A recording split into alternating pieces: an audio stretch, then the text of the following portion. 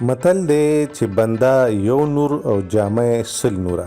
په دې کې د دنیاوي ژوند او د معاشرتي ژوند زمونږ د ولسوالۍ د ژوند او د ښه ژوند طرف ته د مثبت ژوند طرف ته اشاره ده چې بني آدم الله پیدا کړی دی، ښکلی پیدا کړی دی. مونږ وایو چې د بنده مخ د الله د نوره دی. نو هر بني آدم چې بل ورته په غور وګوري، په سود او په سود ورته وګوري، نو ښکلی دی. خو د دغه بني آدم ښکلا د جامې د پیزار د کړه وړو په وجه باندې نوره هم زیاته شي، نوره هم ښایسته شي، نوره هم سیوا شي. ځکه دلته کې دا خبره کوي چې د بنده یو نور وي او د جامې سل نوره.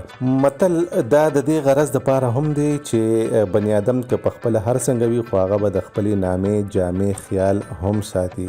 او ډېر خلک داسې وي چې هغوی د خپلې نامې جامې د وجې نه ځینې کارونه نه کوي یا یې نشي کولی، یا د هغې نه ځان ساتي. اگر چې که زړه یې کېږي، اگر چې که خواهش یې کېږي، اگر چې که ګټه پکې وي، ورته فایده ورته مخامخ کاري. خو وایي که نه چې هر کار د هر چا دپاره نه وي. نو دغه شانتې د بني آدم نامه جامه هغه د ډېرو کارونو نه یا د ډېرو بدو نه رامنې کوي. د بنده یو نور د بني آدم خپلې دننۍ خوبۍ، خپل خصلتونه، هغه یو ښه والی دی. او د هغه د جامې، د هغه د معاشرې، د هغه د کورنۍ، د هغه د مشرانو د عزت په وجه د هغه د بدو کارونو نه ځان رامنې کول دا یو بله خبره ده. او بیا د جامې سل نوره ټولې خبرې په دې کې راځي چې بني آدم یوازې بني آدم نه دی، هغه په جامو کې بني آدم دی. د دنیا د خلکو تعلق یا لین دین د هغه سره د هغه په جامه کې دی. او د ډېرو مشرانو حکایات یاد هم دي چې د جامې خلکو ډېر زیات عزت کړی دی. داسې هم نه ده پکار. بنیادي